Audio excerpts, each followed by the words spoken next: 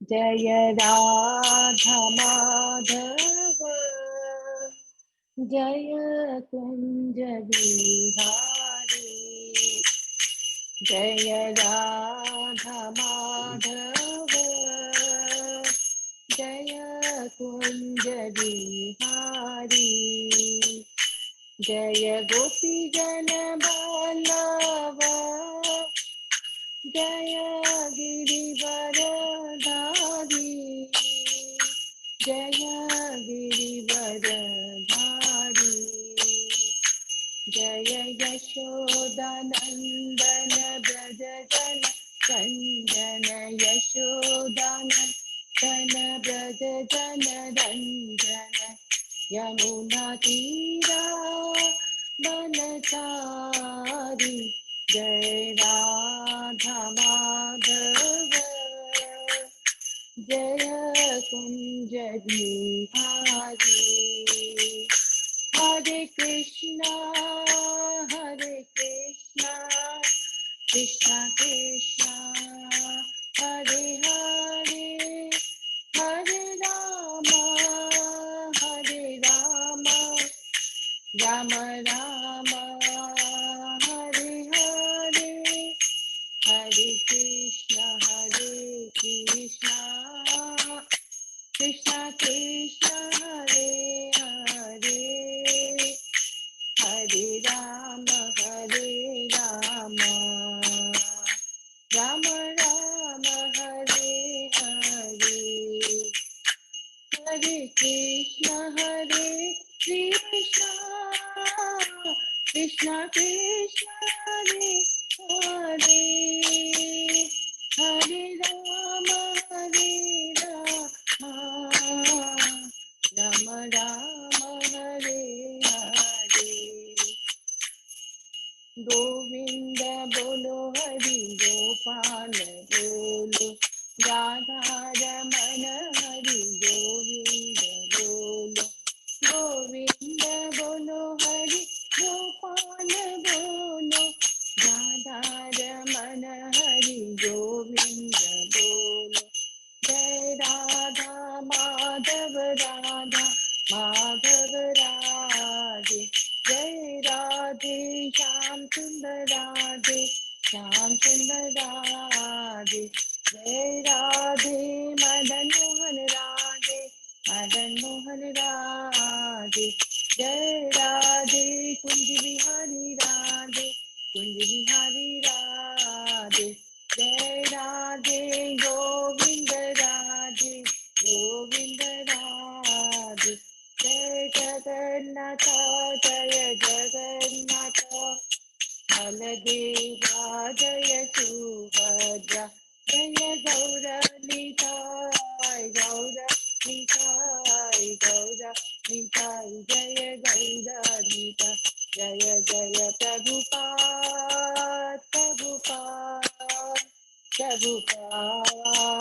शिल प्रभुपाद। जय जय गुरुदेव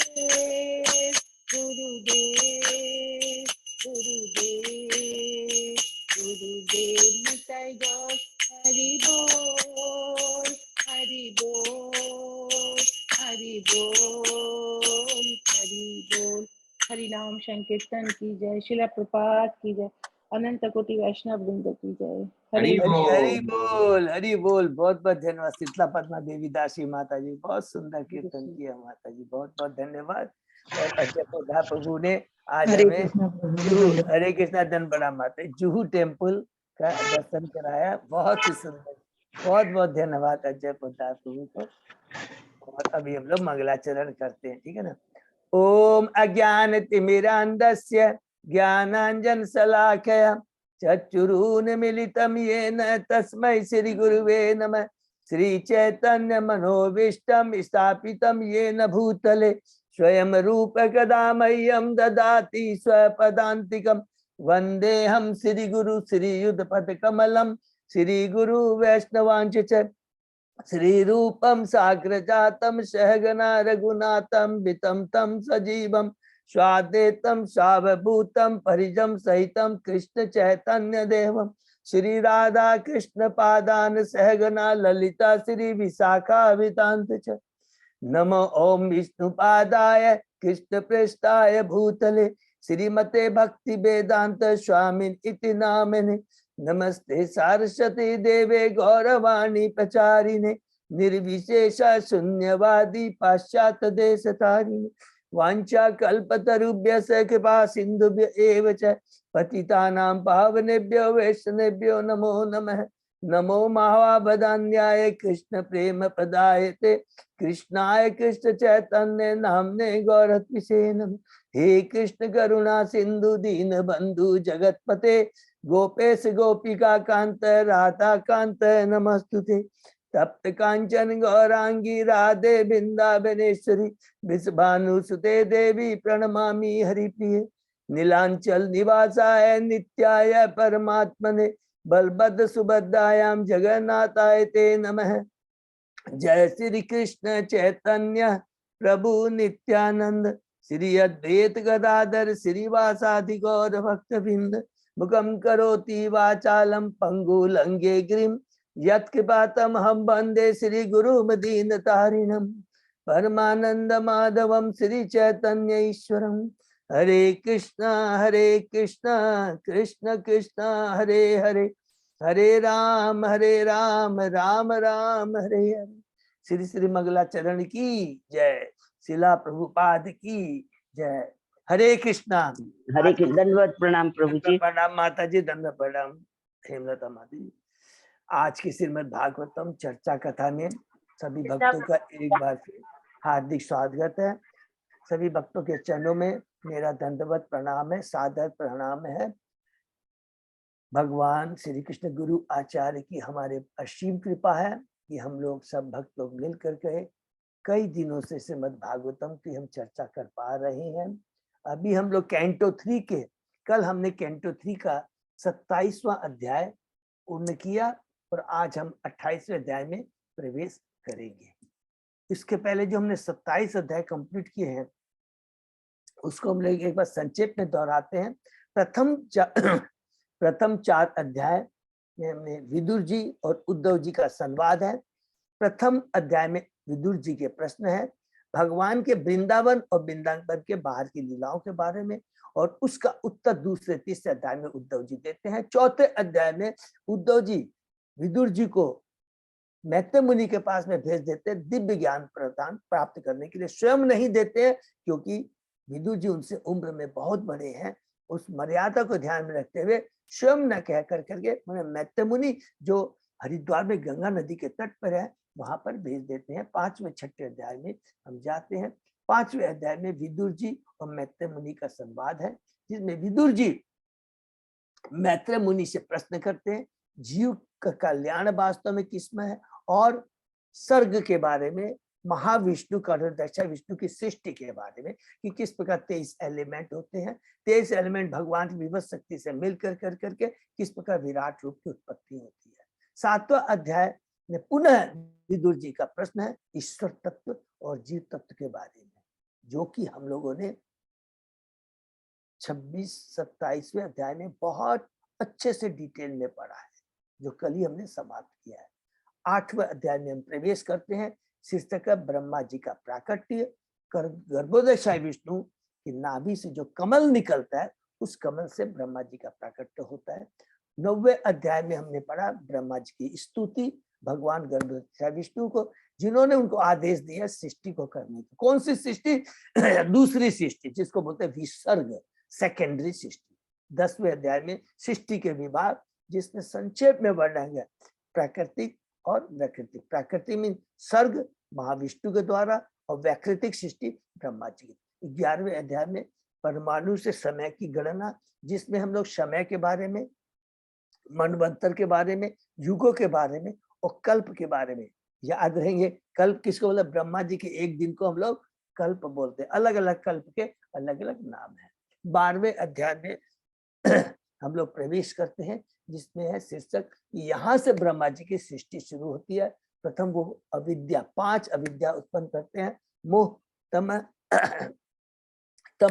मोह, महामोह, तमिश्रम, अंधतमिश्रम। उसके बाद में ब्रह्मा जी सृष्टि करते हैं। प्रथम चतुष्कुमार, तो याद रखेंगे चतुष्कुमार ब्रह्मा जी के सबसे बड़े पुत्र, ये सबसे सीनियर है, इवन नारद जी से सबसे वो सीनियर है चतुष्कुमार है। ये सब याद रखेंगे क्योंकि इनकी प्रथम सृष्टि होती है। उसके बाद में रुद्र, और उसके बाद में और 10 संतानें उत्पन्न करते हैं जिसमें 9 ऋषि होते हैं, और वो 9 ऋषि के ब्याह किससे होता है सबको याद है ना, देवहूति की जो 9 कन्या है उनसे ब्याह है। और उसके बाद में नारद है, और अंत में कपल जो कि स्वयंभू मनु और शत्रुपा है। 13वें अध्याय में शीर्षक है बराह भगवान का अवतार, जिसमें भगवान श्वेत बराह पृथ्वी का उद्धार करते हैं। क्यों उद्धार करते हैं फिर याद कर लेंगे। जब शाम्बी मनु को ब्रह्मा जी कहते हैं तुम सृष्टि करो, तो स्वयंभू मनु देखते हैं अरे पृथ्वी तो है ही नहीं, तब ब्रह्मा जी को रिक्वेस्ट करते हैं, तो ब्रह्मा जी चिंतित हो जाते हैं, तो तुरंत उनकी नासिका से बराह भगवान का अवतार होता है जो है श्वेत बराह, और वही पृथ्वी की उत्पत्ति करते हैं। तो बीच बीच में याद करते रहेंगे क्योंकि 23वां अध्याय थर्ड कैंटो बहुत धीरे धीरे हम लोग फिनिशिंग की तरफ जा रहे हैं, तो बीच बीच में कुछ चीजें याद करते रहेंगे। और उसके बाद में हम लोग ने नील भरा रक्त भरा के बारे में पढ़ा, जिसमें हिरण्याक्ष की मुक्ति करते हैं, मुक्ति प्रदान करते हैं, कल्याण करते हैं भगवान वराहदेव। उसके बाद में हम लोग 14वें अध्याय में है कश्यप मुनि और दीति का संध्या समय दीति का गर्भ धारण करना, जो हमने पढ़ा कि किस प्रकार दीति संध्या समय गर्भ धारण करती है, और संध्या समय चूंकि गर्भ धारण करती है तो असुर उसके गर्भ में आते हैं, पश्चाताप करती है अपनी गलती के लिए। स्वयं मुनि उनसे कश्यप मुनि उन्हें आश्वासन देते हैं कोई चिंता की बात नहीं है, क्यों तुम भगवान की भक्त हो और तुमने अपनी गलती के लिए पश्चाताप किया है। तो उस पश्चाताप करने से भगवान सारे पापों को, सारे हमारी गलतियों को माफ कर देते हैं। पश्चाताप में इतनी बड़ी शक्ति होती है। और कश्यप मुनि कहते हैं कि भगवान स्वयं तुम्हारे दोनों पुत्रों का उद्धार करेंगे यद्यपि वे असुर हैं, और इतना ही नहीं प्रहलाद महाराज जैसा तुम्हारा पुत्र होगा, ग्रांड सन होगा। 15वें अध्याय में हम प्रवेश करते हैं। शीर्षक है ईश्वर के साम्राज्य का वर्णन, जिसके अंदर में जब देवता जैसे ही माता दीति के गर्भ में असुर आते हैं, पूरा वातावरण भयभीत हो जाता है, अशुभ लक्षण दिखाई देने लगते हैं। देवता तुरंत भगवान ब्रह्मा जी के पास जाते हैं, ब्रह्मा जी उनको आश्वासन देते हैं, पूरी लीला सुनाते हैं। ये बहुत सुंदर लीला है, यही देखेगा ये जो चतुष्कुमार पहुंचते हैं बैकुंठ लोक में, और किस प्रकार पूरा हम लोग को हिरण्याक्ष प्रहलाद महाराज सबकी ये सारी इसी से कनेक्शन है, पूरी लीलाएं आगे में हम लोग पढ़ेंगे। तो चतुष्कुमार बैकुंठ में जाते हैं, इस प्रकार जो द्वारपाल उन्हें रोकते हैं वो उनको अभिशाप देते हैं। भगवान स्वयं लक्ष्मी को लेकर करके खाली पैर आते हैं और क्षमा चाहते हैं चतुष्कुमारों से कि हमारी जो द्वारपालों से गलती हुई है ये मेरी गलती है। बहुत सुंदर भगवान की लीला है। 16वें अध्याय में प्रवेश करते हैं। शीर्षक क्या है? चतुष्कुमारों द्वारा द्वारपालों को अभिशाप, ये है शीर्षक। और उसमें हम क्या पढ़ते हैं कि चतुष्कुमार भगवान को कहते हैं कि भगवान आप कहते हैं ये मेरी गलती है, ये तो आपकी महानता है, ये तो बद्ध जीवों को शिक्षा देने के लिए कि वैष्णव के प्रति कोई अपराध नहीं होना चाहिए, और ये भी जो अपराध हुआ है, फिर भगवान खुद कहते हैं ये वास्तव में जय विजय के द्वारा द्वारपालों के अपराध नहीं हुआ, ये तो मेरे द्वारा लीला रची गई है। इसके पीछे क्योंकि भगवान क्या है? अद्भुत कर्मणा, हमेशा याद रखेंगे।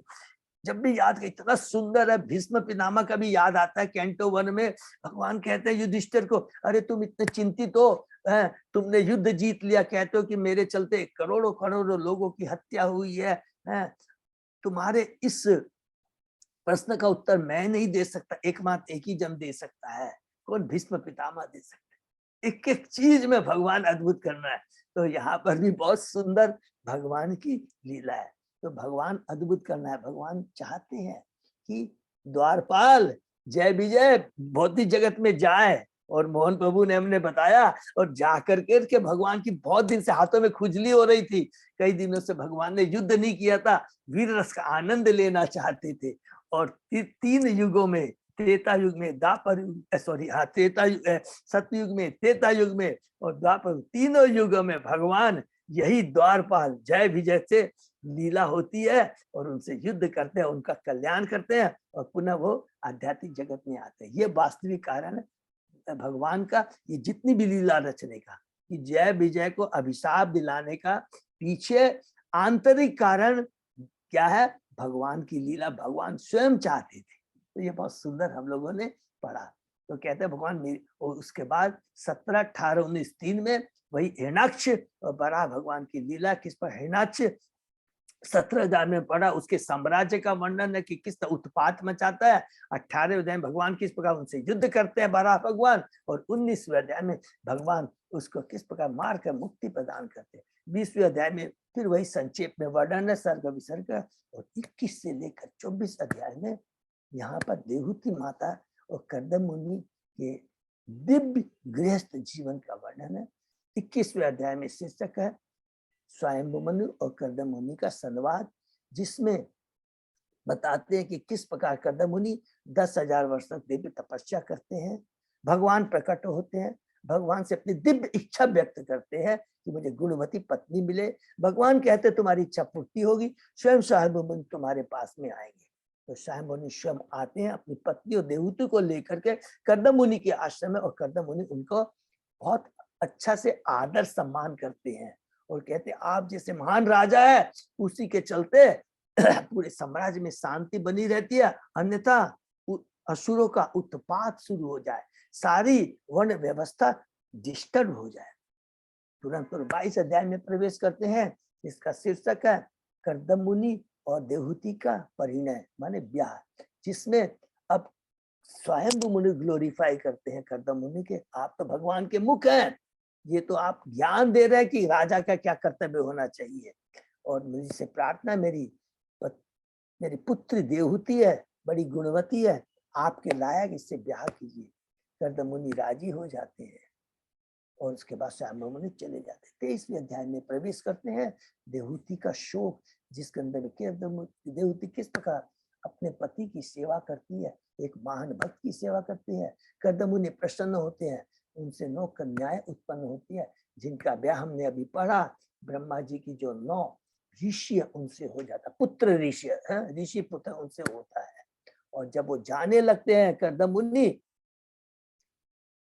संन्यास लेकर के, देवहूति कहती है यहाँ पर कि आपने मेरा जो अभी तक तो मैंने केवल अपनी जीवन को केवल इंद्रिय भोग में लगाया है, अब आप कृपा कर करके मेरा जो शोक और भय, जो अज्ञान संशय को दूर कीजिए। मनुष्य जीवन आत्म साक्षात्कार के लिए है।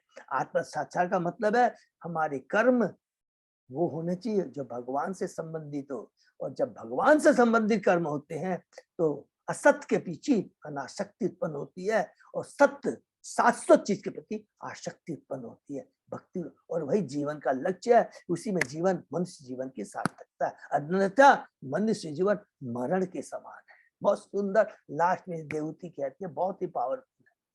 फिर हम 24वें अध्याय में प्रवेश करते हैं, जिसमें कर्दम मुनि का वैराग्य है कि किस प्रकार कर्दम मुनि देवहूति को कहते हैं तुम्हें चिंता करने की दरकार नहीं है, स्वयं भगवान तुम्हारे पुत्र के रूप में प्रकट होंगे और अपने ज्ञान की तलवार से तुम्हारे संशय और अज्ञानता को नष्ट कर देंगे। स्वयं ब्रह्मा जी भी आकर के देवहूति को आश्वासन देते हैं, और फिर किस प्रकार कर्दम मुनि भगवान के पास जाते हैं, कहते हम धन्य हो गए कि आप जैसे भगवान स्वयं हमारे घर में पुत्र के रूप में जन्म दिए हैं।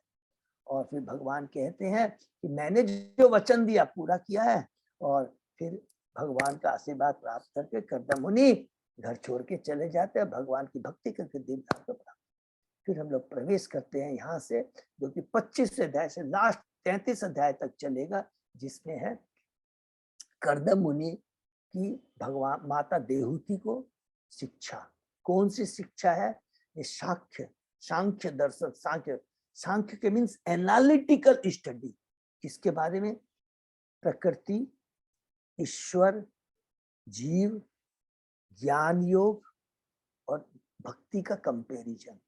ज्ञान योग, ध्यान योग का, फिर भक्ति से पूरा एनालिटिकल सिद्धि हमको मिलेगा। तो 25 अध्याय में शुरू करते हैं भक्ति योग की महिमा, जिसमें देवहूति कहती है कि मैं अज्ञानता की गर्त में डूबी हुई है और ये चेतना मेरी कलुषित हो गई है। कैसे?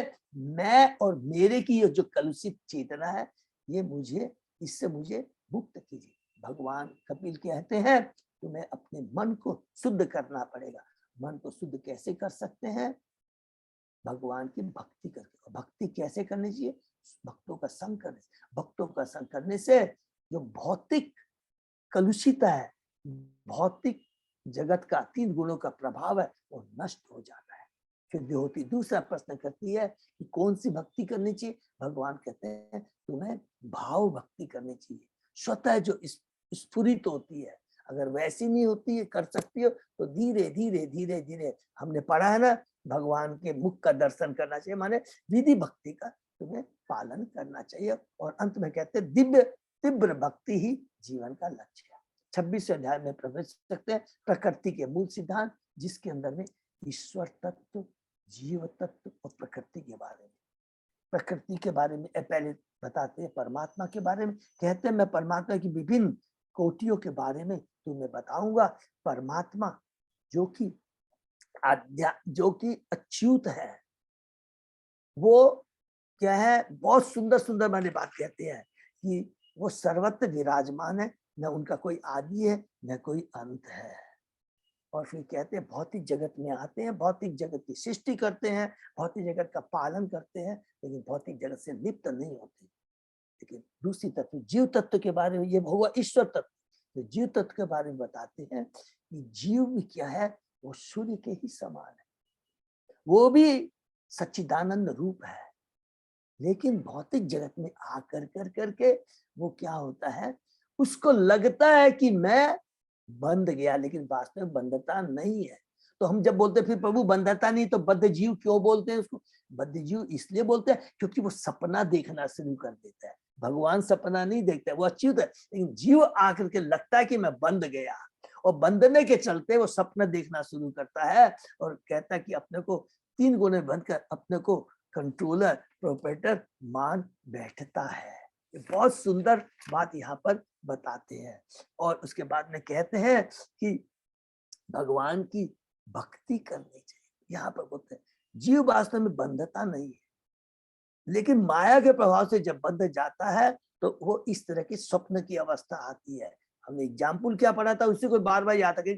जैसे सूर्य है, सूर्य का प्रकाश जब प्रतिबिंब जल में पड़ता है तो वो कभी कभी हिलता हुआ दिखाई देता है, कभी कलरफुल दिखाई देता है, कभी खींचा, लेकिन वास्तव में सूर्य एज इट इज रहता है। उसी तरह आत्मा एज इट इज रहती है, उसका कोई प्रभाव वास्तव में आत्मा कभी भी न सुख का अनुभव करती है, न दुख का, न लाभ, ये ऐसा प्रतीत होता है।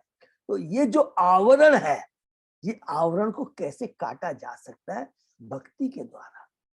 और जब हम भक्ति करते हैं तो बताते हैं कि जो बद्ध जीव होता है वो मिथ्या अहंकार के कारण सोचता है कि मैं करता हूं, लेकिन जब बद्ध जीव भगवान की भक्ति करके अपनी चेतना को शुद्ध कर लेता है, प्योर स्थिति में आ जाता है, तो उसका अहंकार कौन सा होता है? सत्य अहंकार हो जाता है। और सत्य अहंकार में वो क्या सोचता है कि मैं भगवान का अंश हूं, और जो कुछ भी इस जगत में है, मेरी इंद्रियां और ये सारी चीजें, वो भगवान की सेवा के लिए। ये है सही सत्य अहंकार। मिथ्या अहंकार, अहंकार होना बहुत अच्छा है, याद रखेंगे, लेकिन मिथ्या अहंकार नहीं होना चाहिए, सत्य अहंकार होना चाहिए। सत्य अहंकार में जीव अपने को, उसकी दृष्टि, देखने की दृष्टि सही हो जाती है। देखने की दृष्टि का मतलब एक ही चीज को रिपीट करेंगे कि वह भगवान का अंश है, सच्चिदानंद रूप है, भगवान का दास है और भगवान की सेवा के निमित्त है।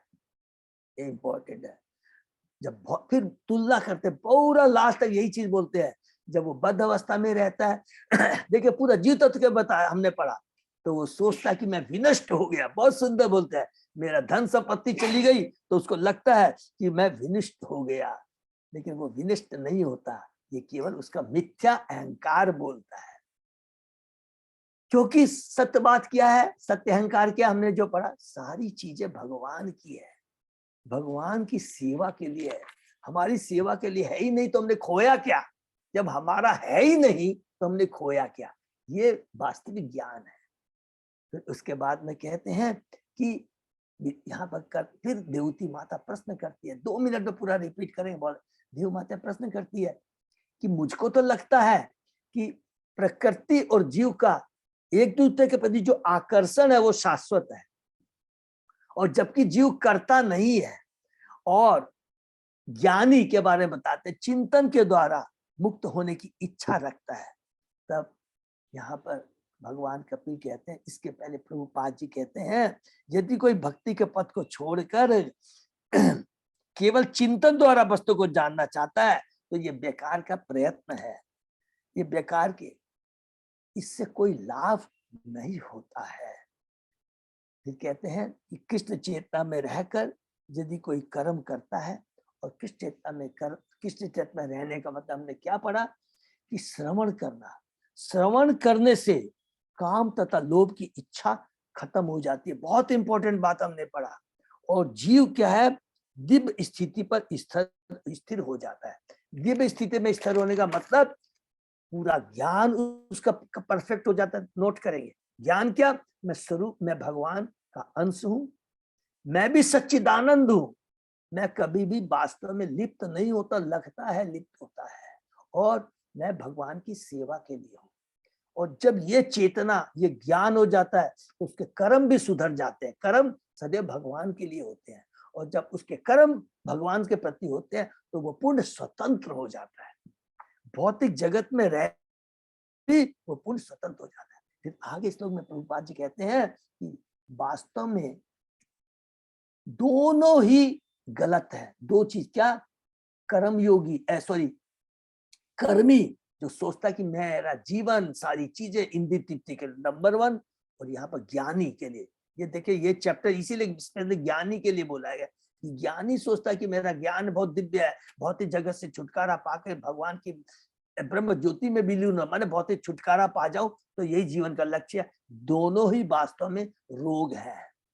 लेकिन जो भक्ति करता है तो उसमें ये जो पाने की इच्छा, भौतिक इच्छा, प्रोप्राइटरशिप की इच्छा नंबर 1, दूसरा भौतिक जैसे छुटकारा पा करके ब्रह्म ज्योति में मिलने की, ये दोनों इच्छाएं खत्म हो जाती है। भक्ति में क्या होता है, वो केवल भगवान की भक्ति के लिए ही हमेशा अपने को तत्पर रहता है। अर्थात प्रभुपाद जी कहते हैं भगवान का दास होना ही सबसे बड़ा पद है, सबसे बड़ा पद, सबसे बड़ी स्वतंत्रता, सबसे बड़ा दिव्य आनंद भगवान का दास होने में है।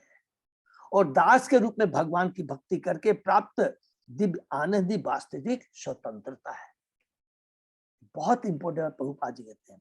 फिर कहते हैं कल हमने जो पढ़ा, दिव्य पद पर स्थिर होने पर वह सदैव, अब जब दिव्य पद पर स्थित हो जाता है उसके बारे में पूरे लास्ट तक हम लोग निकल पड़ा कि दिव्य स्थिति पर स्थित हो जाता है तो सदैव स्वतंत्र रहता है और जागृत अवस्था में रहता है। जागृत अवस्था किसको कहते हैं, जब जीव को अपना स्वरूप का पूर्ण ज्ञान हो जाता है, वही जागृत अवस्था में रहता है। और उसी को कहते हैं कि पूर्ण चेतना में है, अर्थात वो सपने में नहीं है। और जब उस दिव्य चेतना में रहता है, हर वस्तु को सही दृष्टि से देखता है और उससे मोहित नहीं होता। तो हर वस्तु को सही दृष्टि से देखने का मतलब क्या हो गया, ये भौतिक जगत दुखालय है। भौतिक जगत में जो कुछ भी चीज है वो भगवान की है, मेरी नहीं है, और वो भगवान की सेवा के लिए है। जब उसको ये मालूम हो जाता कि वो भगवान की है, भगवान की सेवा के लिए है, तो उसके प्रति उसका आकर्षण नहीं रहता है, उसके प्रति मोहित नहीं होता है। आ गया तो ठीक है, चला गया तो ठीक है। तो ये फिर आगे पढ़ा हमने, जब वो जागृत अवस्था में रहता है तो वह इस सच्चाई से अवगत रहता है, क्या दूसरी चीज, कि भगवान ही परम भोक्ता है, कृष्ण ही परम भोक्ता है। अतः अपने सारे साधनों और इंद्रियों को भगवान की सेवा में लगाना चाहिए, ये ज्ञान है। और इस प्रकार वह भौतिक कर्म फलों एवं प्रकृति के दीन के प्रभाव से बचा। इस प्रकार की चेतना से होने से वो क्या होता है कि हमको लाभ क्या होता है, 3 गुणों के प्रभाव से मुक्त हो जाता है। और जो भी कार्य करता है कर्म फल नहीं लगता। क्यों नहीं लगता, एक एक चीज के पीछे लॉजिक है, क्योंकि उसके सारे कार्य कृष्ण से संबंधित होते हैं, और यदि सारे कार्य कृष्ण से संबंधित होते हैं तो उसका कर्मफल हमें नहीं लगता है। और फिर बताते हैं कि इस प्रकार जब जागृत अवस्था में आ जाता है, दिव्य अवस्था में रहता है, तो भगवान बोलते हैं कि क्या उसकी स्थिति होती है। इस प्रकार अनेकानेक वर्षों तक पूर्ण ज्ञान एवं पूर्ण चेतना में रहकर, जागृत अवस्था में रहकर भक्ति करता हुआ आत्मसार में लगा रहता है, तो इस भौतिक जगत से किसी भी लोक तक, यहाँ तक कि ब्रह्म लोक में भी भोग करने की उसकी इच्छा नहीं रहती है। ये भगवान कहते हैं। पूर्ण भक्ति के पद स्थित होते ही वह ब्रह्मा जी जैसा भी पुरुष नहीं बनना चाहता, ये प्रभुपाद जी कहते हैं। फिर आगे भगवान कपिल कहते हैं, अब क्या होता है, इस प्रकार प्रेम और श्रद्धा के साथ शुद्ध भक्ति करके वह भगवान के धाम को प्राप्त होता है। भगवान भक्त नहीं चाहता है, भक्त तो कहा क्या था, सदैव दिव्य प्रेमा भक्ति में लगा रहता है, लेकिन भगवान अब उसको बोलते हैं वो दिव्य धाम में जाने के योग्य हो जाता है। ये स्वयं होगा। तो प्रभुपाद जी कहते हैं, यद्यपि निर्विशेषवादी भी अपने सूक्ष्म तथा स्थूल शरीर त्याग कर दिव्य व्योम दिव्य आकाश को जानते हैं, किंतु उन्हें दिव्य लोक में नहीं रखा जाता। यहीं पर जाके देखिए, ज्ञान योग की जो कर रहे हैं, बता रहे हैं यहाँ पर कंक्लूजन में प्रभुपाद जी कह रहे हैं, पूरा ज्ञान हमें प्राप्त हो गया। ज्ञानी की क्या अवस्था होती है, कर्मी की क्या अवस्था होती है, भक्त की क्या अवस्था होती है। तो ज्ञानी कर्मी तो भौतिक जगत में सड़ता रहता है, सकाम कर्म करता रहता, आता जाता रहता है। ज्ञानी भी कहते हैं कि भले ही वो अपना सूक्ष्म और स्थूल शरीर को त्याग दे, सूक्ष्म शरीर मन बुद्धि अहंकार पृथ्वी अग्नि जल वायु आकाश से बना शरीर को त्याग देता है, लेकिन उसको कहाँ स्थिति मिलती है, भगवान के दिव्य व्योम माने दिव्य आकाश में तो जा सकता है, लेकिन दिव्य लोक में नहीं जा सकता। ये अंतर है। उन्हें तो उनकी इच्छा अनुसार भगवान के दिव्य शरीर में उत्पन्न आध्यात्मिक चेतन में विलीन होने दिया जाता है, वहां से पुनः वापस आने का चांस बना रहता है। किंतु जो भक्त होता है वह भगवान के दिव्य लोक में प्रवेश किया जाता है और फिर वहां से वो कभी वापस नहीं आता। और लास्ट श्लोक में भगवान कहते हैं, अतः शुद्ध भक्त जो सिद्ध योगी होता है, जो कि 6वें अध्याय के 47वें योगी नाम में भी सर्वेशाम, सबसे बड़ा योगी कौन होता है, जो सिद्ध योगी, जो भगवान की भक्ति करता है, न तो योग शक्ति की और आकर्षित होता है। योग शक्ति का मतलब समझ गए हम लोग कल डिस्कस किया, 60 ऐश्वर्यों से बड़ा होना, छोटा होना, एक ही लोग से दूर, न तो उसके प्रति आकर्षित होता है, न ब्रह्म तेज में विलीन होने की इच्छा करता है जिसको वो नारकी समझता है, न स्वर्ग लोग जाने को इच्छा करता है जिसको वो माया जाल समझता है। उसका ध्यान तो केवल भगवान की प्रेमा भक्ति में केंद्रित होता है। बड़ा न सकाम कर्मी होता है वो, न ज्ञानी होता है कि ब्रह्म ज्योति में बनना है, न वो ब्रह्म लोक तक जाना चाहता है, न स्वर्ग लोक में जाना चाहता है, केवल प्रेम की भक्ति में लगा रहता है। और इस प्रकार दिव्य आनंद का सदैव अनुभव करता रहता है। भगवान की भक्ति करते हुए दिव्य आनंद का अनुभव करता है, जो कि न ज्ञानी करता है, न ध्यानी करता है, न कर्मी करता है। आप नोट करके रख लीजिए, जो भगवान की भक्ति करता है उसी को दिव्य आनंद आता है। ज्ञानी हमेशा चिंतन में रहता है, टेंशन में रहता है, कोई भौतिक कार्य मुझसे नहीं हो जाए फिर मुझे आना पड़ेगा। कर्मी है, हमेशा कभी लाभ तो कभी उसी में डूबा रहता है, दोनों ही दुखी रहते हैं। लेकिन भगवान का भक्त सदैव दिव्य आनंद का अनुभव करता हुआ दिव्य पद को प्राप्त होता है, अर्थात वैकुंठ लोक या आध्यात्मिक जगत में जाता है। यही समाप्त किया। ये बहुत सुंदर है। अब हम लोग आगे जो स्टार्ट करने जा रहे हैं, इसके अंदर में भगवान अब बताएंगे ध्यान योग के बारे में। ज्ञानी की पोजीशन बता दी है कि वो सूक्ष्म शरीर और स्थूल शरीर को त्याग करके आध्यात्मिक जगत में तो चला जाता है, लेकिन आध्यात्मिक लोक में नहीं जाता है। कहाँ जाता है? वो ब्रह्म ज्योति में जाता है। वो अच्छा नहीं है और भक्त उसको एक नारकी समझता है। अब आगे नेक्स्ट श्लोक हम अध्याय पढ़ने जा रहे हैं, बहुत इंपॉर्टेंट श्लोक है, वो बहुत अच्छा है। पहले से मेंटली प्रिपेयर कर दूं, क्यों?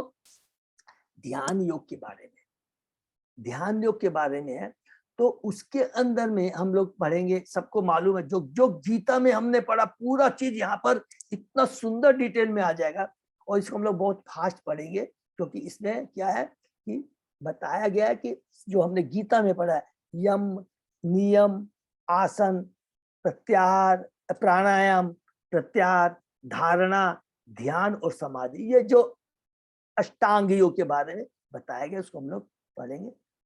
अच्छा है, इसलिए अच्छा है क्योंकि ये भी भगवान, क्योंकि कैंटो 2 के दूसरे अध्याय में पढ़ा था ना पहले तो हम लोग ने पढ़ा था विराट रूप के बाद ध्यान करना चाहिए, उसके बाद में भगवान जो हृदय में विराजमान करते हैं उनका साइज क्या बताया था, 8 इंची है, चतुर्भुज धारण किए रहते हैं, उनके बारे में ध्यान करना चाहिए। उसी का हमने डिटेल में वर्णन किया।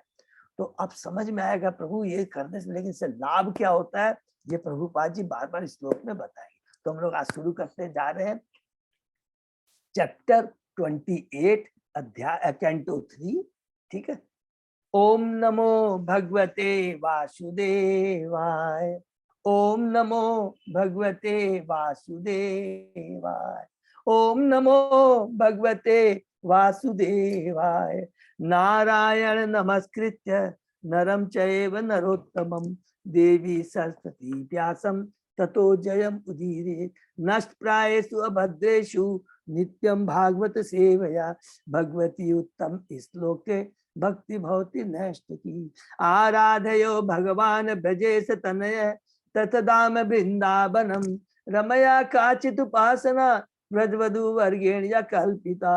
श्रीमद् भागवतम प्रमाणम अम्लम प्रेमापुमर्तो महान श्री चैतन्य महाप्रभो मतम इदम तत् आदरो न पर। हरे कृष्ण कृष्ण कृष्ण हरे हरे हरे राम राम राम हरे हरे।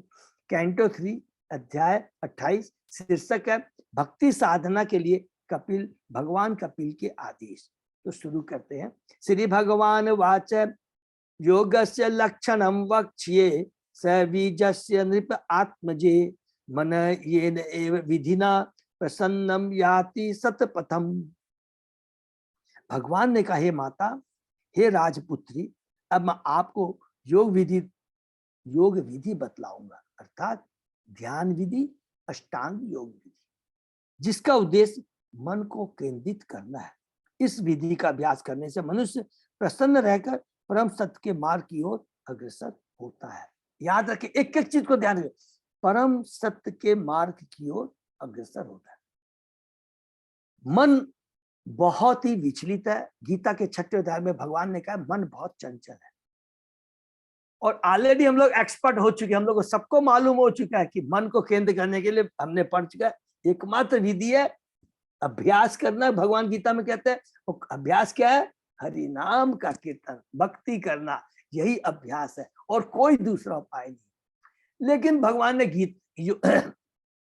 ज्ञान के बारे में भी बताया है कि ज्ञानी चिंतन करते हैं। पिछले अध्याय में हमको समझ में आ गया, कोई बात नहीं, चिंतन करते हैं, हर चीज का चिंतन करते हैं, स्टडी करते हैं और सूक्ष्म शरीर और अध्यात्म को सूक्ष्म और भौतिक शरीर को भी त्याग देते हैं, भौतिक आध्यात्मिक जगत में भी चले जाते हैं। लेकिन कहाँ जाते हैं? केवल ब्रह्म ज्योति तक नहीं चलेगा, वो भी गलत है, क्योंकि वो भी प्रभुपाद जी कहते हैं वो भी एक रोग है।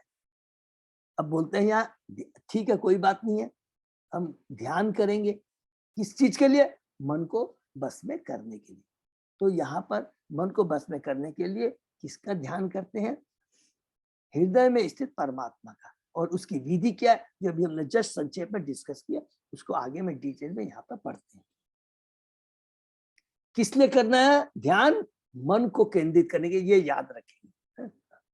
इस अध्याय में भगवान कपिल देव द्वारा बताई गई योग विधि प्रामाणिक एवं आदर्श है, अतः इन आदेशों का अत्यंत सावधानी के साथ पालन करना चाहिए। सबसे पहले भगवान कहते हैं कि योगाभ्यास से मनुष्य परम सत्य श्री भगवान को समझने की दिशा में प्रगति कर सकता है। एक एक चीज को समझेंगे। भगवान कहते हैं, प्रभुपाद जी कहते हैं प्रगति कर सकता है, लेकिन इसका मतलब क्या हुआ? ध्यान की विधि अप्लाई करेंगे, लेकिन अंत में जाके भक्ति से जुड़ना पड़ेगा। ज्ञान की विधि अप्लाई करेंगे, लेकिन भक्ति से जुड़ना पड़ेगा। ज्ञान की विधि अप्लाई कर लीजिए, ध्यान की विधि अप्लाई कर लीजिए, पहले से ही अपने डिस्कस करते जा रहे हैं, लेकिन जब तक भक्ति से नहीं जुड़ेंगे, ज्ञानी भी भक्ति से जुड़ सकता है, ध्यानी भी भक्ति, लेकिन भक्ति करना बहुत जरूरी है। जब तक भक्ति नहीं करेंगे तो भगवान का लोक नहीं मिलेगा। एकदम सटी हुआ, पहले से ये चीज, तब आगे पढ़ेंगे तो एकदम कंसेप्ट क्लियर। तो प्रगति कर सकता है। पिछले अध्याय में स्पष्ट बताया गया कि योग का अभिप्स कोई आश्चर्यजनक योग शक्ति प्राप्त करना नहीं है, इसको भी अंडरलाइन कर देंगे। योगा का मतलब योग शक्ति में अष्ट सिद्धि प्राप्त करना उद्देश्य नहीं है। क्यों? वो भी भौतिक है। मैं पिछले बार में बोलना भूल गया, रिपीट कर। योग शक्ति जो प्राप्त करते हैं वो आध्यात्मिक नहीं है, भौतिक है। इस शरीर के नष्ट होने से वो सारी अष्ट सिद्धियां भी खत्म हो जाती है। तो आश्चर्यजनक योग सिद्धि प्राप्त करना नहीं है, मनुष्य को ऐसी योग शक्ति के प्रति आकृष्ट नहीं होना चाहिए, अपितु भगवान को समझने के मार्ग का क्रमशः साक्षात्कार होना चाहिए। क्रमशः साक्षात्कार होना चाहिए मीन्स अपने लक्ष्य का ज्ञान होना चाहिए। पहले तो यहाँ पे मेरे को मन को कंट्रोल करना, तो मन को कंट्रोल को क्या करना है, ठीक है, भगवान का ध्यान करेंगे। भगवान का ध्यान करके क्या करना है, भगवान की भक्ति करना है। केवल ध्यान कर देंगे, समाधि में चले जाएंगे, नहीं चलेगा। कृष्ण की प्राप्ति भक्ति से ही हो सकती है, दिव्य आनंद, दिव्य स्तर की प्राप्ति केवल भक्ति से ही हो सकती है। इसकी पुष्टि भगवत गीता में की हुई है, जिसके 6ठे अध्याय में अंतिम श्लोक में कहा गया कि सबसे बड़ा योगी वह है जो अपने अंतःकरण में निरंतर कृष्ण को सोचता रहता है। योगी नाम अपनी सर्वेशाम, बहुत इंपॉर्टेंट श्लोक है। यहाँ उल्लेख हुआ कि योग विधि का पालन करने से मनुष्य प्रसन्न रह सकता है। भगवान कपिल जो योग के महान अधिकारी है, यहाँ पर योग पद्धति की व्याख्या प्रस्तुत करती है, जिसे अष्टांग योग कहते हैं या ध्यान योग भी कहते हैं, जिसमें 8 विभिन्न अभ्यास सम्मिलित है। यह यम, नियम, आसन, प्राणायाम, प्रत्याहार, धारणा, ध्यान तथा समाधि। अभ्यास की इन समस्त अवस्थाओं से मनुष्य को भगवान विष्णु का साक्षात्कार करना होता है, जो समस्त योग का लक्ष्य है। कितनी बढ़िया एक बात पर बात। समस्त योग का लक्ष्य क्या है, भगवान। कर्म योग, कर्म योग किसको बोलते हैं, जो हमारे कर्म भगवान से संबंधित हो। ज्ञान योग, ज्ञान नहीं, ज्ञान योग, वो ज्ञान जो भगवान से संबंधित है। अभी हम जो पढ़ रहे हैं ध्यान योग, ये ध्यान करने जा रहे हैं, इसका महत्व तब है जब वो भगवान से जुड़े, तभी उसका महत्व, अर्थात विष्णु का साक्षात्कार करना होता है, जो समस्त योग का परम लक्ष्य है। कोई भी योग का लक्ष्य है भगवान को प्राप्त करना, भगवान की भक्ति करना। ऐसी तथाकथित योग पद्धतियां हैं जिनमें मन को शून्य पर या निराकार पर केंद्रित किया जाता है, किंतु प्रामाणिक योग पद्धति में इसको मान्यता प्राप्त नहीं है, जैसा कि कपिल देव बताते हैं। जहां तक पतंजलि बताते हैं कि समस्त योग का लक्ष्य विष्णु है, अतः अष्टांग योग वैष्णव पद्धति यदि एक अंग है, क्योंकि इसका परम लक्ष्य विष्णु का साक्षात्कार है।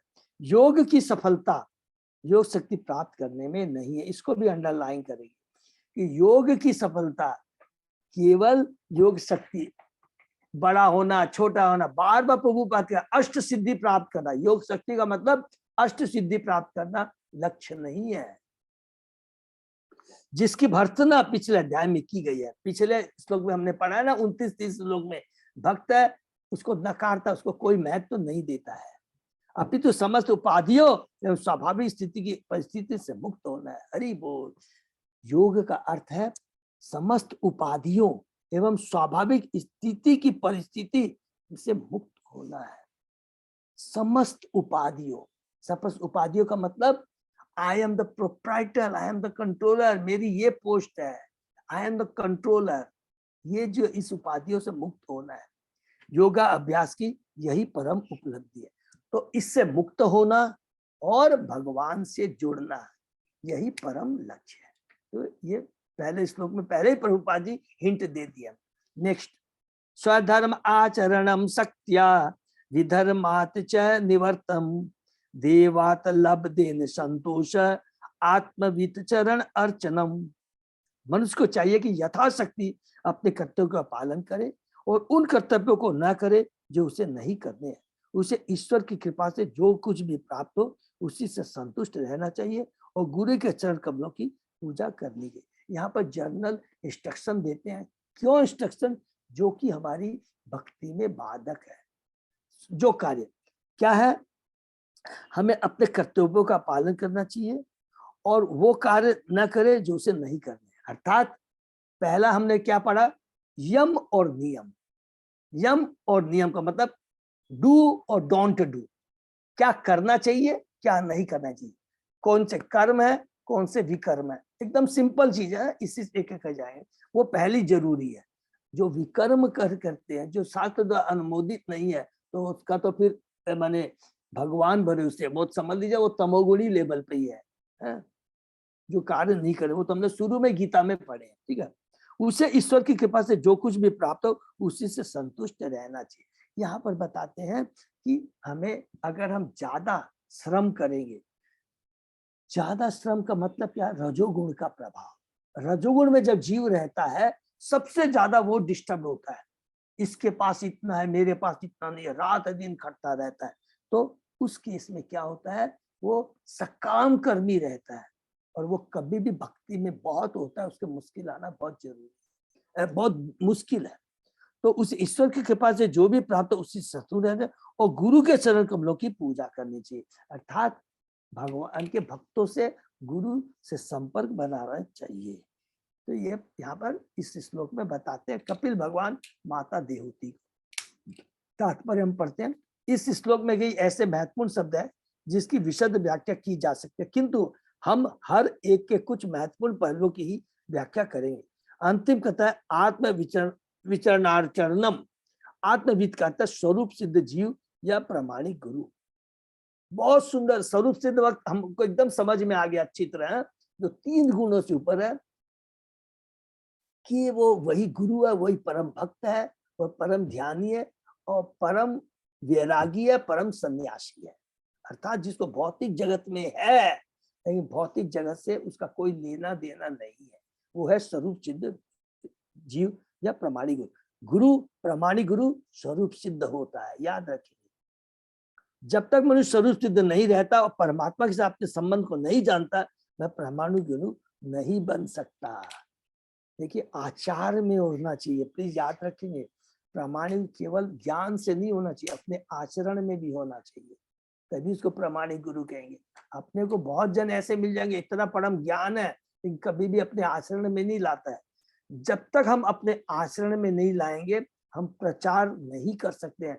प्रचार करेंगे तो सामने वाले के जीवन में परिवर्तन नहीं आएगा, ये याद है। शिष्य के जीवन में कभी भी परिवर्तन नहीं आएगा जब तक हम अपने उस ज्ञान को अपने आचरण में नहीं लाते।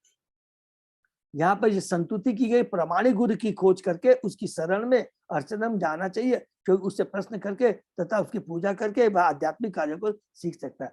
तो अदिति परिपातेन परिप्रश्नेन सेवया, उसी के बारे में यहाँ प्रभुपाद जी बोल रहे हैं गीता के 4 अध्याय के 34वें श्लोक में। पहली संतुति है स्वधर्माचरण।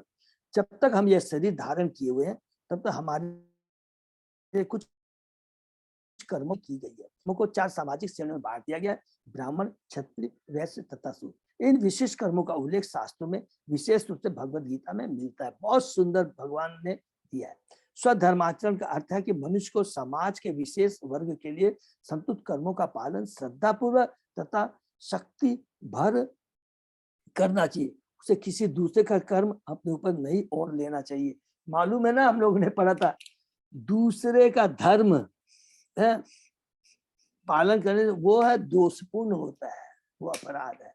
अगर ब्राह्मण सोचेगा मैं क्षत्रिय का धर्म कर लूं, या सॉरी क्षत्रिय सोचेगा मैं ब्राह्मण का धर्म, अरे क्षत्रिय को तो इतने ये हत्याएं करनी पड़ती है, अर्जुन सोचता कि मैं इतनी हत्याएं करूंगा दोषी कहलाऊंगा, मैं तो बड़ा शांत रहूंगा कुछ नहीं करूंगा। नहीं, जिसका जो धर्म उसको करना है, यही रियल है। इसलिए इसी को बोलते हैं स्वधर्माचरण। जिसकी प्रवृत्ति के अनुसार ब्राह्मण जिस मैंने हमने योग्यता के अनुसार कहते हैं उसे अपने वो कर्म करने चाहिए। तभी भगवान ने ये 4 व्यवस्था बनाए, वर्ण आश्रम की स्थापना की है।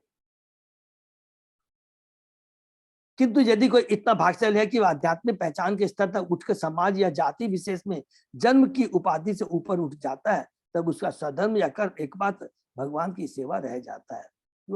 जो अलग अलग हम लोग पढ़ेंगे कि जब तक हम प्रबुद्ध न हो जाए तब तक हमें नियत कर्म करने चाहिए। पिछले भी श्लोक में कहा गया, देखिए शुरू में जब एयरप्लेन चलता है तो पहले उसको जमीन का सहारा लेना पड़ता है। जब एक बार स्पीड पकड़ लेता है तब वो जमीन को छोड़ता है। ये बहुत इंपॉर्टेंट प्रभुपाद जी का हमेशा जगह दिया गया। और तब तक जब तक हम लोग उस लेवल पर तक नहीं पहुंच जाते तब तक हमें नियत कर्म करते रहना चाहिए। क्योंकि यदि कोई इतना एक बार भगवान जो कृष्ण भक्ति में उन्नत है उसका स्वाभाविक भगवान की सेवा करना है। जब तक वह देहात्म बुद्धि में रहा आता है तब तक वह सामाजिक परिपाटी का कर्म करता है। जब तक हम उस लेवल पर नहीं पहुंचाते हमें वर्ण आश्रम में कार्य करें, किंतु आध्यात्मिक पद तक उठ जाने पर उसे केवल भगवान की सेवा करनी चाहिए। यही स्वधर्म का वास्तविक कार्यान्वयन है। तो स्वधर्म किसको बोलते हैं और सबको करना चाहिए जब तक वो पूर्ण सिद्ध स्वरूप सिद्ध नहीं हो जाता है। ग्राम्य धर्म निवृत्ति च मोक्ष धर्म रति तथा मित मेद्य अदनम शाश्वत विव्यक्त क्षेम सेवनम। मनुष्य को चाहिए कि परंपरागत धार्मिक प्रथाओं का परित्याग कर दे और उन प्रथाओं में अनुरत न हो तो मोक्ष प्रदान करने वाली है। उसे स्वल्प भोजन करना चाहिए और सदैव एकांतवास करना चाहिए जिससे उसे जीवन की चरम सिद्धि प्राप्त हो सके। सिंपल चीज बता रहे हैं, डू और डोंट की बात चल रही है, सबको याद है, ये याद रखेंगे। डू और क्या करना चाहिए क्या नहीं करना चाहिए, क्योंकि ये बहुत इंपॉर्टेंट है, इसका भक्ति से रिलेशन है, बहुत बिगिनिंग स्टेज है। यह संतुति की गई आर्थिक विकास के लिए धार्मिक प्रथा या इच्छाओं की पूर्ति से बचना चाहिए।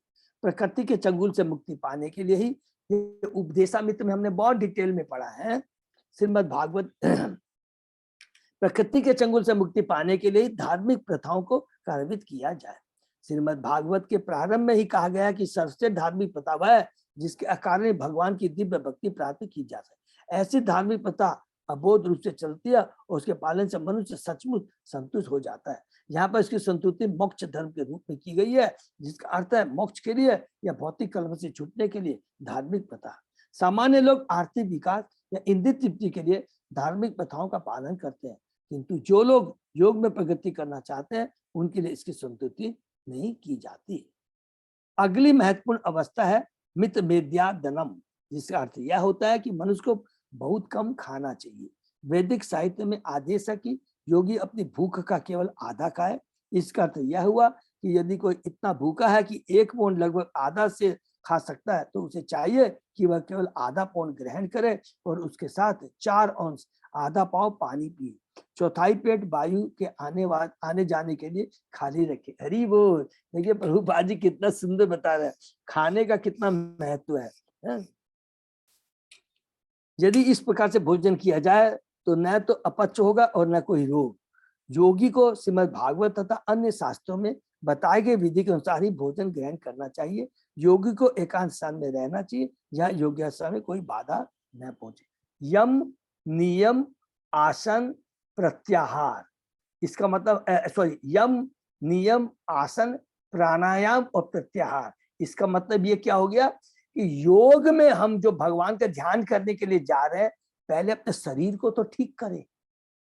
अपने शरीर को खाना पीना बैठने की व्यवस्था, हमारे में कोई रोग है, आज हमारे में सर्दी जुकाम हो रहा है, ये रोग है, तो प्राणायाम करें। तो पहले शरीर को तो ठीक करें तब तो हम लोग साधना में लगेंगे। तो इसकी तैयारी के बारे में बता रहे हैं। ये शारीरिक है, ये है शरीर से संबंधित है, सिंपली चीज है, ये शरीर से संबंधित है। अहिंसा सत्यम अस्तेयम यावत् अर्थ परिग्रह ब्रह्मचर्यम तपः शौचम स्व अध्याय पुरुष अर्चनम। मनुष्य को चाहिए कि अहिंसा तथा सत्य का अभ्यास करे, चोरी से बचे और अपने निर्वाह के लिए जितना आवश्यक हो उतना ही संग्रह करे। वह विषय जीवन से बचे, स्वच्छ रहे, वेदों का अध्ययन करे और भगवान के परम स्वरूप की पूजा करे। इस श्लोक में पुरुषार्चनम शब्द का अर्थ है भगवान की पूजा करना, विशेष रूप से भगवान कृष्ण के स्वरूप की। भगवद गीता में अर्जुन ने पुष्टि की है कि कृष्ण मूल पुरुष पुरुषम शाश्वतम है। इसलिए योगाभ्यास करते समय मनुष्य को अपना मन न केवल कृष्ण के स्वरूप में केंद्रित करना चाहिए अपितु कृष्ण के विग्रह या स्वरूप की नित्य पूजा भी करनी चाहिए। ब्रह्मचारी विषय जीवन पर नियंत्रण रखता है और ब्रह्मचर्य का अभ्यास करता है। अनियंत्रित विषय जीवन बिताते हुए मनुष्य योग का अभ्यास नहीं कर सकता। अनियंत्रित विषय जीवन, गृह मेदी नहीं होना है, मनुष्य योग का अभ्यास नहीं करता, यह तो धूर्तता है। हरि बोल। तथाकथित योगी यह विज्ञापित है कि वे इच्छा का भोग करने के साथ ही साथ योगी भी बने रह सकते हैं, किंतु यह सर्वथा अप्रामाणिक है। बिल्कुल सिंपल चीज बोला है, अगर हमारी भोगने की इच्छा है और ज्यादा से ज्यादा भोगते हैं, जब सब कुछ खाने की इच्छा है और उसके बाद में बहुत कमाने की इच्छा है, तो हम क्या ध्यान योग कर सकते हैं? कभी नहीं कर सकते। ये अप्रामाणिक है। यहाँ स्पष्ट बताया गया कि मनुष्य को ब्रह्मचर्य पालन करना चाहिए। ब्रह्मचर्य का अर्थ मनुष्य ब्रह्म में या कृष्ण भक्ति में जीवन बिताता है। लोग विषय जीवन में अनुरक्त रहते हैं, वे उन विधानों का पालन नहीं करते जिनसे उन्हें कृष्ण भक्ति प्राप्त हो सके। विषय जीवन तो विवाहियों तक ही सीमित रहना चाहिए। जो व्यक्ति विवाह के बाद सीमित विषय जीवन बिताता है वह भी ब्रह्मचारी कहलाता है। ये हमने कई बार पढ़ लिया है कि जो गृहस्थ जीवन में भी है, कृष्ण को केंद्र में रख कर करके कार्य करता है, संतान उत्पन्न करता है। इसलिए भगवान के आदेश के अनुसार कृष्णमय संतान देने के लिए, जो कि इस भौतिक जगत में कृष्ण का नाम का प्रचार कर सके, तो वो ब्रह्मचारी कहलाता है। योगी के लिए अस्तेयम शब्द महत्वपूर्ण, इसका अर्थ है चोरी न करना। व्यापक अर्थ में प्रत्येक व्यक्ति जो आवश्यकता से अधिक संग्रह करता है चोर है। जो उपदेशामृत में जो भक्ति शास्त्री के उनको उन्होंने बहुत डिटेल में पढ़ा है। आध्यात्मिक साम्य बात करता, कोई अपनी व्यक्तिगत आवश्यकता से अधिक नहीं रख सकता, यही प्रकृति का नियम है। जो व्यक्ति आवश्यकता से अधिक धन या संपत्ति एकत्र करता है वह चोर है, और जो यज्ञ अथवा सिर्फ भगवान की पूजा में व्यय किए बिना धन का केवल संग्रह करता है वह और बड़ा चोर है। हरि बोल। स्वाध्याय का अर्थ है प्रामाणिक वैदिक शास्त्रों का अध्ययन है। यदि कोई कृष्ण का भक्त नहीं होता और योग पत्ति का अभ्यास करता है तो उसे चाहिए कि ज्ञान के लिए आदर्श वैदिक साहित्य पढ़े। केवल योग संपन्न करना पर्याप्त नहीं है। परम भक्त तथा गौड़ी वैष्णव संप्रदाय के आचार्य नरोत्तम दास कहते हैं, सारे आध्यात्मिक कार्यकलाप 3 साधनों में जाने जाते हैं, साधु पुरुष, आदर्श शास्त्र तथा गुरु से। हरि बोल। साधु पुरुष, आदर्श शास्त्र तथा गुरु से। ठीक है। भक्त, गुरु, शास्त्र जो हम लोगों ने पढ़ा है, वैदिक जो शास्त्र है, साधु पुरुष है तथा गुरु से। तो हम लोग पढ़ते हैं ना, गुरु, साधु पुरुष, भक्त, आचार्य। जो आचार्य होते हैं, शास्त्र होते हैं, आचार्यों का रेफरेंस शास्त्र होते हैं, और प्रामाणिक गुरु या शिक्षा गुरु, उनके संपर्क से ही हमें आध्यात्मिक ज्ञान प्राप्त करना चाहिए। आध्यात्मिक जीवन प्रगति करने के ये तीनों अत्यंत महत्वपूर्ण मार्गदर्शक है। भक्ति के संपादन तो गुरु आदर्श साहित्य की संतुति करता है और वह स्वयं शास्त्रों को उदाहरण देता हुआ बोलता है। अतः योग साधने के लिए आदर्श शास्त्रों को पढ़ना अनिवार्य है। आदर्श साहित्य पढ़े बिना योगाभ्यास मात्र समय का अव्यय है।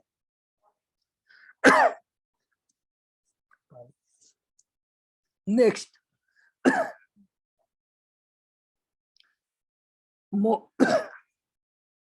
सॉरी,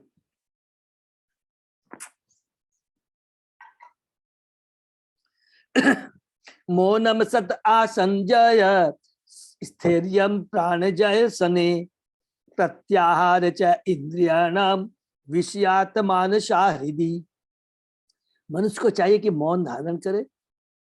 मौन का मतलब सब समझ गए हैं, प्रजल्प न करे, विभिन्न आसनों के अभ्यास द्वारा स्थिरता प्राप्त करे, प्राण वायु को साधे, इंद्रियों को विषयों से हटाए और इस तरह मन को हृदय में केंद्रित करे। हरि बोल। तो अभी हमने यम नियम के बारे में पढ़ा, अब आसन, प्राणायाम और प्रत्याहार के बारे में बताने जा रहे हैं, क्योंकि हमको तैयारी करनी है किसके लिए? ध्यान के लिए। किसके ऊपर? परमात्मा के ध्यान के लिए। सामान्य रूप से योगाभ्यास तथा विशेष रूप से हठ योग स्वयं में अभिष्ट नहीं होते, यह स्थिरता प्राप्त करने की दिशा में साधन स्वरूप है। सर्वप्रथम मनुष्य को ठीक से आसन लगाने में सक्षम होना चाहिए, माने बैठने की विधि, बैठने की पोस्चर, तभी योगाभ्यास के लिए मन तथा ध्यान स्थिर हो सकेंगे। धीरे धीरे मनुष्य को प्राण वायु के आवागमन को नियंत्रित करना चाहिए, इस तरह वह इंद्रियों को विषयों से दूर खींच सकेगा। पिछले श्लोक में कहा गया कि मनुष्य को ब्रह्मचर्य का पालन करना चाहिए। इंद्र निग्रह का सबसे महत्वपूर्ण पहलू विषय जीवन पर नियंत्रण है। यम नियंत्रण पर जरूरी है, क्या खाना चाहिए, कितना कमाना चाहिए, ये सब के ऊपर में यह ब्रह्मचर्य कहलाता है। विभिन्न आसनों के अभ्यास तथा प्राण वायु के नियंत्रण द्वारा असीमित इंद्रिय भोग्य इंद्रियों का निरोध किया जा सकता है। हरि बोल। यही समाप्त करते हैं। यहाँ पर यम नियम आसन प्राणायाम बहुत सिंपल है, और इसके लिए देखिए बाहर और ऐसे ही हम लोग पढ़ते हैं तो लगता है ये तो बहुत सिंपल चीज है, लेकिन एक एक चीज का कितना सुंदर कनेक्शन है, एक एक चीज को बताएगा। हर चीज को अगर हम लोग बैलेंस्ड रखते हैं, शास्त्र के अनुसार करते हैं, तो हम अपने लक्ष्य को प्राप्त कर सकते हैं। अभी देखिए भक्ति के बारे में कुछ नहीं बताया जा रहा है। ये जरूरी है किस चीज के लिए? अगर हमको ध्यान भी करना है प्रॉपरली, तो पहले ये चीज को करना पड़ेगा। इससे क्या होगा? जब हमारी शारीरिक सारी सिचुएशन सही हो जाएगी, अर्थात हमारा मन, दो चीज है। पहले मन को भौतिक चीजों से निकालना एक वन पार्ट है, और फिर दूसरा मन को भगवान में स्थापित करना, ध्यान में लगाना, वो दूसरा पार्ट है। तो यम नियम आसन प्राणायाम और प्रत्याहार किस चीज के लिए? पहले मन को भौतिक चीजों से निकालना, ये अभी तक निकालने की विधि है, और फिर निकाल कर करके परमात्मा में ध्यान में लगाना, वो दूसरा पार्ट है। तो फर्स्ट पार्ट हो गया यम नियम आसन प्राणायाम प्रत्याहार, और दूसरा पार्ट हो गया धारणा ध्यान और समाधि। उसके आगे हम लोग नेक्स्ट क्लास में पढ़ते हैं। एक एक चीज को अच्छे से समझेंगे तो सारा कंसेप्ट क्लियर है। हरे कृष्णा। किसी का कोई प्रश्न? टोटल 18 पॉइंट आ रहे प्रभु जी, यम और नियम में एक चार्ट बनाया हुआ है, वो मैं करूंगा शेयर भी। हरि बोल प्रभु, प्लीज कर दीजिएगा। हाँ। हरि बोल। थैंक पूरे यू सो श्लोक में मच। तीनों श्लोक में 2 से लेकर 4 नंबर श्लोक तक में टोटल 18 पॉइंट आ रहे हैं कि क्या करना हरि- चाहिए क्या नहीं करना चाहिए। डू और डोंट है यम हाँ, नियम। हरि हाँ। बोल। ये बहुत सिंपल है। और संक्षेप में बता दूं, संक्षेप में बता दे, जो भक्ति करता है ना, ऑटोमेटिक ये सारी सारे चीजें नियम हो ही रहे हैं, हो ही रहे हैं, मैंने देखा हो ही हम लोग कर रहे हैं। पूरा चीज चेक कर लीजिए आप, ऑटोमेटिक हो रही है। तो ऑटोमेटिकली। इसीलिए कहते हैं भक्ति के अंदर ज्ञान योग ध्यान योग सब इंक्लूड है। ठीक है ना? ये बहुत सुंदर भगवान की ये गीता और भागवतम और प्रभुपाद जी का तात्पर्य इतना क्रिस्टल क्लीन है, कहीं भी कंफ्यूजन नहीं रह जाता है। हरे कृष्णा। तो ये हम करते हुए क्या, अल्टीमेटली हमें भगवान की भक्ति करनी है, लेकिन ये जरूरी बहुत है, क्योंकि भगवान ने भी गीता में कहा है, अरे भैया मैंने तेरे को सब कुछ बता दिया, कर्म योग के बारे में भी बता दिया, ज्ञान योग के बारे में भी, ध्यान योग के बता दिया। और अर्जुन अपने मुंह से ही बोलता है, अरे प्रभु आप इतना बोल जा रहे हैं, और उस समय का कौन सा युग था? द्वापर युग है। उस युग में अर्जुन कहता है ये तो बहुत डिफिकल्ट है। तो भगवान बोलते तेरे को समझ में आ गया ना, ये बहुत डिफिकल्ट है, इसलिए क्या करना है, केवल मेरी भक्ति कर। बहुत सिंपल है। ठीक है ना? हरे कृष्णा। तो ये पे विराम हरे देते कृष्णा। दंडवत प्रणाम प्रभु। हैं। प्रणाम प्रभु जी प्रभु। नेक्स्ट क्लास कैसे करेंगे अभी? प्रभु कल तो भक्ति शास्त्री है, हाँ, तो फ्राइडे को शायद नहीं होगा, क्योंकि मेरी फ्लाइट रात में 1 बजे नहीं मैं पहुंचेगी। बोल रहा था तो फिर मंडे का ही रखते हैं। हाँ तो मंडे का रखते हैं प्लीज। है तो हम्म। मंडे का हम लोग। थैंक यू सो मच, सबको बहुत बहुत धन्यवाद। हरे कृष्ण। और प्रभु कोई अनाउंसमेंट तो नहीं है ना अजय प्रभु? नहीं प्रभु जी अभी नहीं है, बस खाली लिस्ट मेरे को अपडेट थोड़ा टाइम नहीं मिल पा रहा है, थोड़ा सा कोई बात नहीं, कोई बात नहीं है, अब कर लीजिए। 7 अगस्त तक टाइम है, अनऑफिशियली ठीक है। बता रहा हूँ लेकिन 7 अगस्त के पहले पहले प्रभु नहीं कर और देता हूँ, कर दीजिएगा क्या ना, नहीं तो फिर वो रूम्स वगैरह किसी को और अलॉट करना है या लेना है तो वो हमारा क्लियर हो जाए। ठीक ठीक है? हरे कृष्णा। हरे कृष्णा। है। प्रभु जी वहाँ पे कैसा जा रहा है भागवत? मैं आके बताऊंगा माता जी, आपसे शेयर करूंगा। ठीक है ना? हरे कृष्णा प्रभु जी, दंडवत प्रणाम। हरे कृष्णा। दंडवत प्रणाम।